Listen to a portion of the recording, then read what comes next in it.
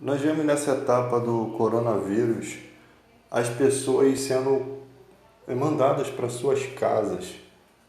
Mas como assim, gente? Você vai mandar as pessoas para casa, pessoas que têm que pagar aluguel, pessoas que têm que sobreviver. O governo não fez nada para tomar essa medida. Não fez nada pelo povo, nenhuma condição financeira para que o povo pudesse sustentar. Ou você acha que o cara que mora de aluguel, ele vai ficar devendo um aluguel? O que nós estamos vendo é pessoas que estão recentes no trabalho, pessoas que têm contrato intermitente, tudo sendo demitido. Os empresários desesperados porque não sabe qual vai ser o destino do país. Não existe dinheiro para fazer um investimento para que isso não ocorra.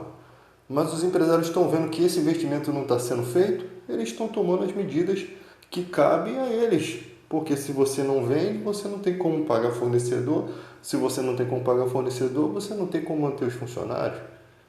Então, o que acontece é que criam essa situação, né? Criar essa situação de mandar o povo para casa, sim, positivo, as pessoas têm que ficar em casa para neutralizar o vírus. Mas como é que essas pessoas vão sobreviver? Não deram nenhuma posição. É uma bagunça, cara. Esse governo é uma bagunça. Não criaram nenhuma posição para que pudesse a pessoa ficar em casa. Ou você acha que cesta básica vai resolver o problema de quem mora de aluguel? Vai resolver o problema de quem deve dinheiro? Né? Quem tem que pagar suas contas? É um momento em que as pessoas vão ficar em casa como? Sem comer, sem ter teto para morar? Quem mora de aluguel é muito complicado, cara. Não tem um planejamento, não tem uma resposta. O povo está esperando uma resposta do governo. Os empresários estão esperando um socorro do governo para os seus funcionários, né? Não está acontecendo isso, cara. Eu acho que o presidente da República, o Jair Bolsonaro, ele não consegue sentir sensibilidade, ele não consegue. Eu acho que tanta maldade no coração não faz com que ele não consiga sentir o que o povo está passando. Não é possível, né? Quer que o povo trabalhe nessa situação? Eu estou trabalhando, cara. Eu acho assim, não daria para trabalhar se a situação tivesse como estava, BRT cheio, conduções cheias, mas tem muita gente trabalhando, né? Gente que tem funções que não podem parar, entende? Então, só que a gente tem que tomar uma série de cuidados, todo mundo toma uma série de cuidados, de precaução, né? Sempre com álcool. Aí você vê aí a falta de álcool, falta de máscara, falta de luva, falta de tudo nesse país. E falta de bom senso, né? Falta de bom senso para as pessoas resolver os problemas. Então, cara, é muito complicado a situação do nosso país hoje, porque ninguém tem uma posição. As pessoas estão em casa, aí vão ficar a semana, duas. Quando chegar um mês que faltar as coisas dentro de casa, o que essas pessoas vão fazer? Ah, não, vocês têm que ficar mais alguns meses. Não tem sentido, sabe? As pessoas têm que ficar em casa? Sim, tem que ficar em casa. Mas como? Não tem uma resposta. Não tem como. Né? Se tivessem liberado álcool, luva, máscara, as pessoas iriam protegidas para o trabalho. Correto? Aí a gente ia fazer uma média. Como é que está acontecendo?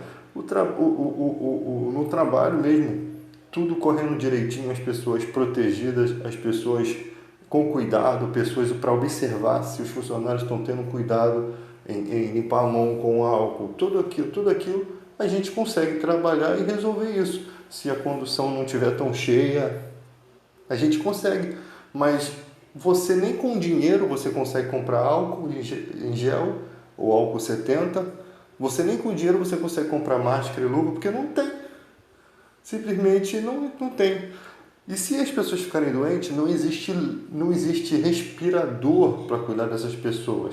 Não existe, né? O que falta no nosso país é o quê? Um cuidado com a população, né? Uma distribuição de luvas, de máscara, de álcool e um cuidado em como essas pessoas estão se locomovendo até o trabalho e pessoas para fiscalizar no trabalho como que está acontecendo as coisas. Não é para chegar no trabalho e multar as empresas, porque não é isso o problema. É chegar e verificar se as pessoas estão tendo cuidado no ambiente de trabalho. Simplesmente. Você pode usar órgãos do Estado, o bombeiro, você pode usar a guarda municipal, todos para fazer uma observação e para fazer uma panfletagem de informação. Então as pessoas vão trabalhar, vão manter o seu emprego, o empresário vai conseguir continuar e todo mundo está fazendo o que é a sua proteção, né? Porque tem um montão de gente que está em casa, mas não está em casa. Está aglomerado, sabe? Tem um montão de gente que está fora do trabalho, mas está pela rua, perambulando. Então não tem como você dizer que está tudo sendo controlado, porque não está. O país precisa se locomover? Precisa, mas cadê as ferramentas? Cadê as condições? Cadê o investimento desse dinheiro que tem para investir? Cadê o aparato no sistema de saúde? Isso daí são anos de descaso, anos de situação ruim que o país passa. O desemprego, o emprego informal, o emprego intermitente, a reforma trabalhista. Quer dizer, chegou uma situação no momento em que o povo brasileiro está totalmente despreparado, porque uma penca de gente desempregada. Se você está empregado, cara, dá graças a Deus. Você imagina quem está desempregado tendo que enfrentar tudo isso. O cara que vai vender latinha não vai conseguir, porque o ferro velho está fechado. A empresa que compra a reciclagem não está pagando, não está resolvendo. E o cara que tem contato com material reciclável, ele está se contaminando, porque ele não tem uma luva, ele não tem uma orientação. E o cara precisa comer, o cara precisa viver. Então, se a gente não tiver pessoas governando com sensibilidade para isso, e é difícil você ter sensibilidade quando você nunca se preocupou com ninguém, né? Isso eu não falo só... eu falo de todos esses políticos aí que você vê aí, a maioria são corruptos. O judiciário também já assumiu. O judiciário tu vê que nem aparece nessa situação. Engraçado que antes estava aparecendo a beça, agora não aparece, né? Porque antes eles estavam votando o que no Congresso? O SUS não precisar arcar com medicamentos para pacientes crônicos. Ou seja, você nasce num país e o país não te dá amparo para você sobreviver, cara. Isso é um absurdo. No momento que isso é colocado na justiça, o que o povo tinha que fazer? Se manifestar. Mas não, você não tem ninguém na tua casa que é uma vítima crônica, uma pessoa que precisa do remédio para viver. Então, com você está tudo bem. É esse o problema do brasileiro. Tá tudo bem comigo. Na época do Lula eu fui muito feliz. Ou seja, a pessoa baseia um sistema político, né, de acordo com o que ela viveu na época. Foi bom para mim? Beleza, excelente. Não importa se foi ruim para os outros. Essa falta de patriotismo que reina plenamente aqui no Brasil. Eu lembro aí que os militares estavam tudo lá com o Bolsonaro. Quando ele fez uma colonoscopia invasiva neles, né, tinham lá reclamando. Para os praças só R$3.000. Porque quando a pimenta nos olhos dos outros, é tranquilo. Mas quando começa a arder no nosso, filho, entendeu? A situação no nosso país é essa. Uma grande parte só pensando em si, uma grande parte fazendo manifestação em prol do governo porque são pensionistas de militares mortos, né? Aí vai aquela cartinha, né, para o clube da vovozinha: ó, se você não vier para a manifestação, vão tirar o benefício X. A pessoa desesperada sai, nem sabe por que está fazendo aquela manifestação, mas vai, assim mesmo. E é esse o país que nós vivemos, de falsos patriotas. Não existe, cara, esquerda, direita. Eu vejo as pessoas se matando por isso aí. O que existe é eles e nós, o povo e os engravatados. Eu acho que tudo aquilo ali é um teatro. Na verdade, essa briga toda entre imprensa, entre Câmara dos Deputados com a presidência, para mim é tudo teatro. Judiciário, tudo teatro. São anos de corrupção, cara. São anos de corrupção. Eles já sabem lidar com o povo, eles já sabem iludir o povo. para um cara como o Dória chegar e querer fazer uma ração com o resto de alimento, é porque a gente já está no fundo do poço. Qual estado que você ainda não viu que nós estamos no fundo do poço desse país? O cara querer fazer resto de alimento, fazer uma ração para dar para os pobres do Nordeste. Ou seja, eles são como cachorros. Eu não posso pegar um avião ou levar um avião lá cheio de alimentos, não. Eu tenho que dar ração pro povo e ainda botar a imagem de uma santinha. E um cara desse consegue ser prefeito, cara. É muito complicado, gente. É muito difícil. E tem gente que tá viajando ainda, cara. Não nem sequer se preocupa com a situação do país, mas depois lá na frente quer cobrar, quer se beneficiar, mas não quer fazer nada, não quer nem estudar. No golpe de 64, muita gente fala assim, não, é comunismo, comunista, vocês são comunistas. A maioria das pessoas nem sabe o que significa isso, porque a guerrilha só surge depois do golpe militar. O golpe de 64 foi um golpe dos militares a um presidente eleito democraticamente. Vocês não gostam muito de falar de democracia? Sim, o João Goulart foi eleito democraticamente. O cara começou a criar medidas provisórias para poder beneficiar o trabalhador, cara, que estava em situação quase escrava, época de desenvolvimento industrial e o povo sem direitos. O cara criou. E quando você faz isso, quem que se prejudica? Os empresários. É o que você está vendo hoje. Quando você faz uma lei que beneficia o povo, os empresários não. Vai mexer no meu bolso. E aí o que aconteceu? O presidente viajou para, se não me engano, Belo Horizonte. Os militares inventaram que tinha dado um golpe. Na época, o Ulisses Guimarães era como se fosse o Rodrigo Maia, hoje em dia. Líder lá da Câmara, achou que aquilo era verdade e aderiu ao golpe. A Globo também aderiu ao golpe, né?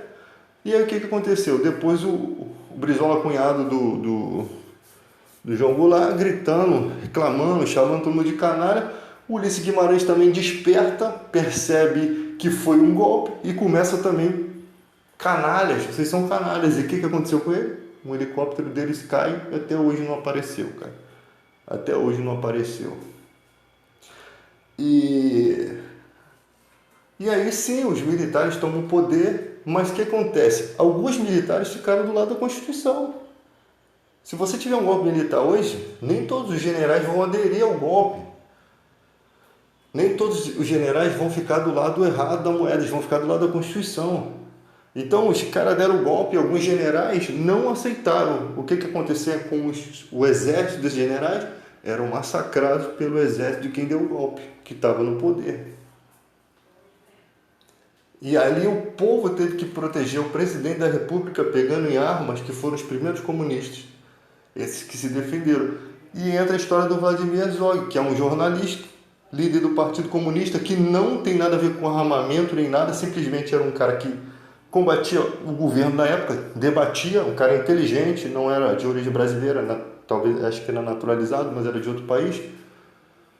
E o cara se apresenta ao Doi-Coi, né, ao quartel ali, da época da ditadura ali, e simplesmente o cara é morto ali dentro. Ou seja, ele, sobre a proteção do exército, ele é morto, enforcado, e forja um suicídio. Inclusive a família do Brilhante Ustra foi condenada pela justiça brasileira a pagar R$1 milhão para a família de Vladimir Herzog. Só que quando o Bolsonaro ganhou, suspenderam o pagamento, mesmo com o juiz tendo batido o martelo ali. Então, galera, vocês têm que observar. O Collor, por exemplo, o pai do Collor é o único cara na história que saca uma arma dentro da Câmara dos Deputados, sei lá, e mata um adversário. Na verdade, ele erra o seu adversário e mata um cara inocente. Nisso a Rede Globo sai como podre, porque como ele tinha negócios com a Rede Globo, né, de emissora de rádio ou TV, a Rede Globo protegeu ele. A Rede Globo tem seus podres. A Rede Globo, ela também, ela apoiou a ditadura. A Rede Globo editou um debate ao vivo do Collor e Lula para dar mais margem pro Collor. Ela editou um debate ao vivo, um debate presidenciável. né? Ela tem os seus podres, ela nunca pagou pelos seus podres, né? O problema da imprensa é que ela não paga pelas cagadas que ela faz, simplesmente ela solta uma nota de desculpa e não é condenado, entende? Mas tem outras emissoras também, pra mim é tudo bosta, cara. Eu gosto muito do jornal, bonitinho, mas pra mim é tudo bosta. Esses canais de televisão pra mim são tudo bosta. Band, Record, SBT, Globo. É tudo uma bosta, cara. É tudo manipulado. É tudo briga por ibope. É tudo ataque um ao outro. É o dinheiro, cara. Então você fala assim, a Rede Globo é uma droga, é um lixo. As outras também são. Elas têm coisas boas, tem. Bastante coisa boa, até porque ela é formada por pessoas também de bem. Tem pessoas do bem ali que sabem fazer um telejornal, que sabem apresentar uma matéria, que sabem fazer uma série que traz entretenimento pro povo. Mas que tem muita cagada ali, tem. Tem todas as emissoras, né? Elas têm os seus apoiadores, né? Ela tem os seus bastidores, pessoas que estão conectadas. Não fala isso, porque isso aí vai interligar naquilo e vai prejudicar aquele cara que é o acionista X. Tem essa palhaçada toda. E esse é o nosso país, que nós precisamos conhecer a história do nosso país, que isso não é ensinado na escola, gente. Na escola fala muito de Saci Pererê, fala de coisas que nem existem. Fala de...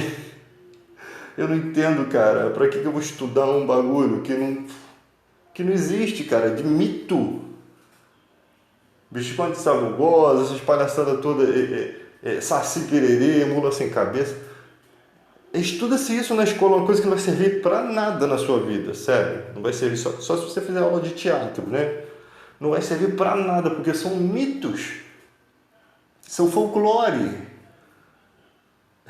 E a história do Brasil era tão mais importante, a história política do Brasil é tão importante. Eu estou falando isso aqui, tem gente que nem faz ideia de quem é Ulisses Guimarães. Pergunta pro jovem aí se ele faz ideia. Porque nisso você percebe que o nosso país não educa o jovem para conhecer o seu próprio país. Por quê? Porque já começa a manipulação de voto desde a infância. Eles não permitem que a escola entre nessa situação, converse, dialogue. Por quê? Não, vocês são comunistas, vocês estão entrando numa área... Sempre tem essa palhaçada. Eu acho que uma das pessoas mais conscientes nesse mundo são os professores. Eu acho que você pegar todos os professores, reunir para debater sobre o país, você vai tirar um bom proveito disso. Porque o professor escolhe aquela profissão mesmo que ganhe pouco. Ele pode passar em qualquer concurso público aí, mas ele escolhe ser professor. E eles têm conhecimento, cara. Eu sei que tem uns lunáticos, eu sei que tem uns como é que se fala? Necrosados? Não, uns alucinados. Né? Era outra palavra, mas eu sei que tem esses pancados aí, mas tem muitos professores que, eles conseguem dialogar, eles conseguem contar a história do país baseado em fatos reais, né? Quando o Bolsonaro faz um elogio a Brilhante Ustra, simplesmente está ferindo um dos poderes, o judiciário. Porque se o judiciário condena o Brilhante Ustra como torturador da ditadura e um cara que faz parte de um dos três poderes, quando era deputado, ele está fazendo um elogio àquilo que a justiça brasileira condenou, ele está indo contra um dos poderes, cara. Ele está ferindo a Constituição. A nossa Constituição é ferida, mijada, cagada e pisada todos os dias. Ninguém respeita a Constituição, mas todos acreditam no futuro da nação. Que país é esse? Né? Quem cantava isso, né? O Renato Russo sabia muito bem do que estava falando. Como o Cazuza, a nossa piscina está cheia de rato. A nossa não, a deles, né? Suas ideias não correspondem aos fatos e o tempo não para. E chega um ponto, cara, que você olha pro teu país e você... Tipo assim, tem gente que tá cagando pra isso. Tem gente que não esquenta a cabeça. Mas eu me preocupo, cara. Eu me preocupo com essa situação. Eu olho assim, não posso fazer nada. Porque não é uma coisa para que uma pessoa faça. É uma coisa para que uma nação faça. É uma nação que tem que abraçar o seu país. O país tem que ser a Constituição, o patriotismo tem que ser defendido pelo seu próprio país. E nós estamos nessa fase de desenrolo.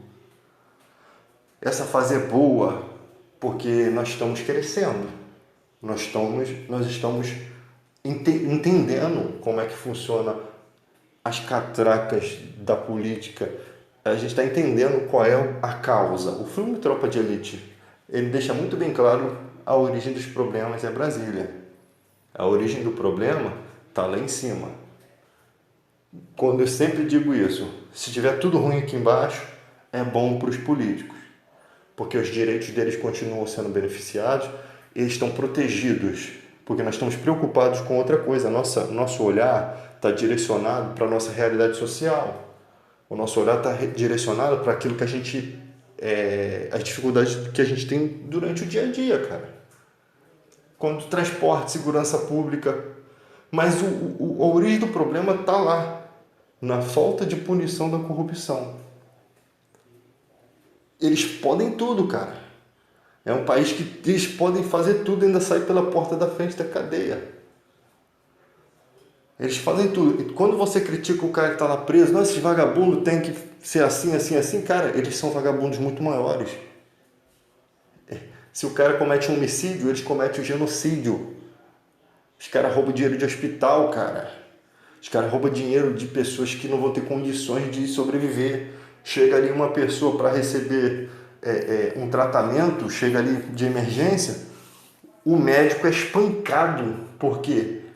Ele não tem condição de atender aquela pessoa vai morrer. Ele está atendendo um paciente. Então, quando chega desesperadamente ali, as pessoas acham que o médico tem que se despencar lá e fazer um milagre, sendo que não tem nada para o cara fazer aquele milagre.